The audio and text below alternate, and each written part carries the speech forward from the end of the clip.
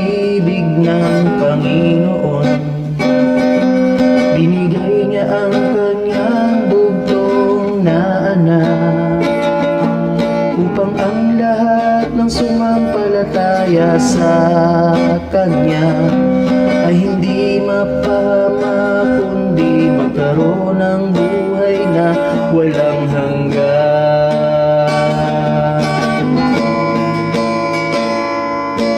Dahil sa laki ng pag-ibig sa sanlibutan, tinubos niya ang ating mga kasalanan. Kahit na alam niyang siya'y mahihirapan, tinuloy niya pa rin kadakilaan.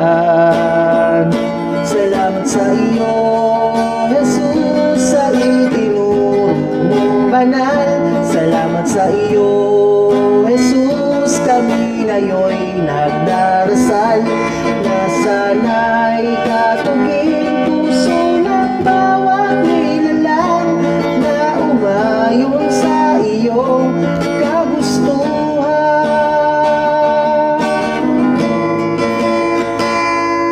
Batid ng lahat kabutihan ng Panginoon, ngunit bakit ba may ilan pa rin nagtatanong na kung bakit ba kung mabuti ang Panginoon, hinayaan niyang mangyari ang ganon.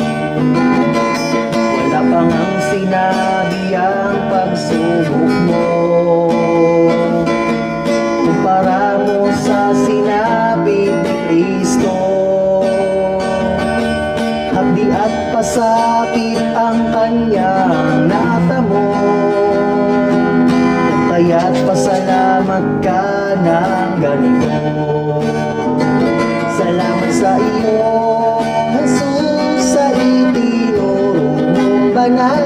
Salamat sa iyo, Jesus, kami ngayon'y nagdarasal na sana'y katugin puso ng bawat nilalang na umayon sa iyong kagustuhan.